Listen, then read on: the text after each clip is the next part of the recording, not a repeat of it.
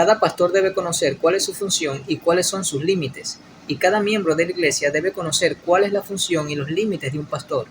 Para nadie es un secreto que en muchas iglesias se han cometido ciertos abusos y excesos por parte de algunos pastores. Es por eso que es importante saber que el pastor no está para ejercer un control absoluto sobre los miembros de la iglesia. La figura del pastor no debe ser visto como un líder infalible, el cual no puede ser cuestionado en sus decisiones. La iglesia no debe aceptar las enseñanzas de un pastor sin ninguna crítica. En la iglesia de Cristo no existen los grupos elitistas, ni posiciones de liderazgo con privilegios sobre los demás. Los pastores no pertenecen a una élite. En la iglesia no hay jerarquías, no hay jerarcas. El pastorado no es un caudillaje, ni el pastor es un caudillo. El pastor también es un cristiano, al igual que cualquier otro miembro de la iglesia, solo que simplemente el pastor tiene un oficio y una función diferente debido al don que ha recibido. Es lo que dice 1 de Pedro 4:10. Cada uno, según el don que ha recibido, ministrelo a los otros, es decir, sirva a los otros. El pastor no está para mandar, está para servir. El pastor no está para ejercer dominio ni control, está para servir. No está para que lo obedezcan a él, más bien está para enseñar y guiar a la iglesia a través de la palabra de Dios. El pastor no tiene autoridad para inmiscuirse en asuntos personales de los miembros de la iglesia, ni en sus matrimonios ni en sus trabajos. El pastor puede dar un consejo, pero no tiene autoridad para hacer más que eso. El pastor no está para imponer sus opiniones, sino para servir y guiar a través de las Escrituras. El pastorado no es para controlar el comportamiento de los hermanos, sino para llevar a las ovejas a los pies de Cristo. El pastor no tiene ninguna autoridad personal sobre la vida de los miembros de una iglesia local. La cabeza de la iglesia no es el pastor, es Cristo. Y es Cristo quien a través de las Escrituras ejerce su gobierno en la iglesia. El pastor puede darte un consejo respecto a tu vida personal si tú se lo pides, pero no puede decidir algo sobre tu vida porque eso ya sería una intromisión. El liderazgo según las Escrituras no es una posición de mando. El liderazgo bíblico es una función, no una posición. Lamentablemente, cualquier duda o cuestionamiento que tenga un miembro de la iglesia es visto como un acto de traición o rebeldía, y en algunas iglesias se enseña a los miembros a que deben aceptar las enseñanzas del pastor sin crítica alguna, pero el pastor de una iglesia no debe ser visto como infalible, cuyas decisiones no deben ser cuestionadas. Obviamente que tiene que haber un respeto hacia la autoridad pastoral, pero eso no significa que tú no puedas hacerle alguna corrección, o que no puedas llamarle la atención o hacerle algún cuestionamiento. Claro que puedes hacerlo, siempre y cuando lo hagas con respeto y humildad. Cuando la Biblia dice obedeced a vuestros pastores, eso no significa que digan lo que digan, hay que obedecerlos. No significa que los obedezcamos a ojos cerrados.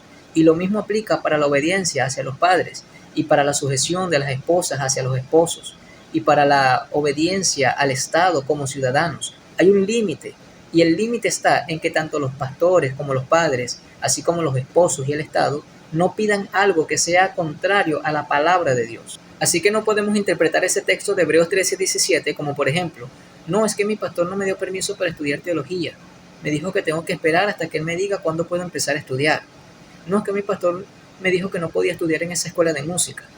Hay que obedecer a nuestros pastores. No, eso no es lo que enseña el texto. Y tampoco los pastores pueden usar ese texto para prohibirle o exigirle algo a los miembros de la iglesia, diciéndoles, por ejemplo, que no pueden ver televisión, o que no pueden jugar fútbol, o que no pueden escuchar a tal predicador, o que no pueden ir al cine, etc.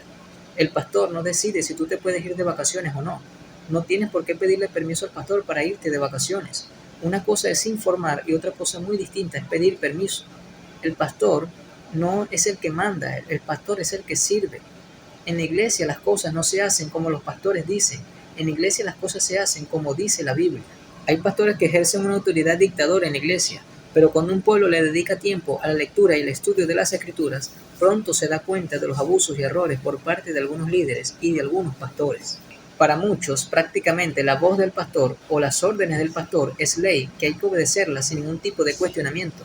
Es decir, para muchos, prácticamente los líderes son una especie de magisterio al estilo de la Iglesia Católica Romana, el cual para ellos posee inerrancia e infalibilidad. Hay que apoyar eso o hay que obedecer, porque eso lo dijo el pastor, y si el pastor lo dice, quiere decir que es así. No importa lo que diga la Biblia, si el pastor lo dice, amén. No debemos darle legitimidad a un argumento solo porque es el pastor o el líder quien lo dice. ¿Cuántas iglesias no cerraron sus puertas en el año 2020? Pero no por causa de la pandemia, no por miedo a ser contagiados del coronavirus, porque usted veía a la gente en los mercaditos haciendo sus compras y en los transportes públicos, pero no en las iglesias. Las iglesias estaban cerradas. ¿Saben por qué? Porque así lo decidió el concilio al cual pertenecía cada iglesia, o porque así lo decidió el pastor, en el caso de las iglesias que son independientes de cualquier concilio o denominación. En ese tiempo la gente decía, tenemos que obedecer las leyes terrenales, tenemos que obedecer y sujetarnos a todo lo que nos diga nuestro concilio, porque es la máxima autoridad. Tenemos que someternos a todo lo que nos diga nuestro pastor, porque él es la cabeza, él es la autoridad. Pero decir eso o pensar de esa manera es hacer un razonamiento falaz. No podemos defender una idea basándonos en la autoridad de una persona o institución. Tenemos que aprender hasta qué punto podemos obedecer a nuestros líderes, a nuestros pastores, a nuestros concilios, a nuestros padres, a las leyes de nuestro país, etc. Debemos tener la palabra de Dios como la máxima autoridad para nuestras vidas. No se trata de lo que mi pastor dice, ni de lo que mi iglesia dice, ni de lo que mi concilio o mi denominación dice. Se trata de lo que la Biblia dice. Las cosas en la iglesia no deben hacerse como el pastor cree que deben hacerse, porque el pastor no es el dueño de la iglesia, no es la cabeza de la iglesia. La cabeza de la iglesia es Cristo, y quien manda en la iglesia es Cristo. Por lo tanto, las cosas deben hacerse, es como la Biblia dice que deben hacerse. Hay pastores que quieren tener tal control de la iglesia y de los miembros de una congregación que ellos se extralimitan, cruzan los linderos establecidos en la Biblia, a tal punto de involucrarse en la vida personal de los hermanos, en áreas que no deben inmiscuirse. Hay pastores que tienen ese deseo de control sobre los demás, quizás porque tienen ciertas inseguridades, y es por eso que tratan de que las cosas se hagan como ellos dicen. Ahora, yo no estoy juzgando intenciones. Hay pastores que quizás tienen la buena intención de cuidar y pastorear la grey de Dios, que sin quererlo se han extralimitado en sus funciones, implementando criterios personales que no son bíblicos y que han intentado justificar con la Biblia. Así que quizás no todos estén siendo conscientes de lo que hacen, lo que me lleva a mi último punto. Este inconveniente que a veces surge con algunos pastores muy fácilmente puede ser evitado si tomásemos en cuenta el consejo de la Biblia acerca de la pluralidad y paridad de pastores en una iglesia, como dijo el pastor Sugel, y cito textualmente: es muy difícil que surja un dictador en la iglesia cuando hay un grupo de pastores que se cuidan entre sí, donde todos tienen la misma autoridad. Porque de esa manera ellos cuidan a la iglesia y a su vez se cuidan entre ellos mismos, para que ninguno se extralimite en su función pastoral. Los pastores también cometen errores, también se equivocan, también pecan, también son débiles, torpes, al igual que todos nosotros, porque ellos también son hombres que batallan todos los días contra los deseos de la carne, como tú y como yo. Ellos no son infalibles.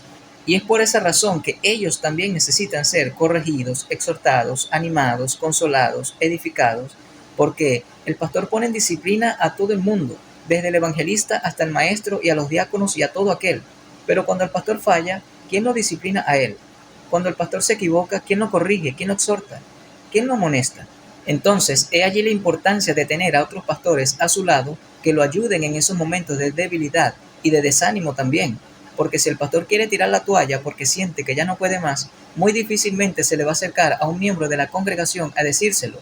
Pero si hay otros pastores a su lado, será mucho más fácil para ese pastor abrirse y desahogarse y recibir el consuelo. Esa es una de las ventajas de tener una pluralidad de pastores en una iglesia, bien sean que hayan 3, 4 o más pastores, dependiendo del tamaño de la iglesia, o sea, de la cantidad de miembros que haya en una iglesia. Otra de las ventajas es que si uno se enferma o tiene que salir de viaje o por algún motivo tiene que ausentarse por algún tiempo, la iglesia nunca va a quedar sola o desprovista de un pastor. Y un error común que suelen cometer algunos pastores que son solos en una iglesia es que en su ausencia dejan a cargo a los diáconos. Y esto no es correcto. Los diáconos no son los sucesores de los pastores. No es de que si el pastor no está, para eso están los diáconos. No. Para finalizar, quiero aclarar que con este video no estoy haciendo un llamado a una rebelión en contra de los pastores por parte de los miembros de la iglesia. No se debe interpretar este video como un llamado a la rebelión, sino más bien el objetivo de este video es motivar a la iglesia a que estudie su Biblia, para que conozca cuáles son los límites de los pastores, para que no permitan ningún tipo de abuso por parte de los pastores sobre los miembros de la iglesia, y para que sepas en qué medida debes obedecer a un pastor, porque muchos se han aprovechado de la falta de conocimiento del pueblo.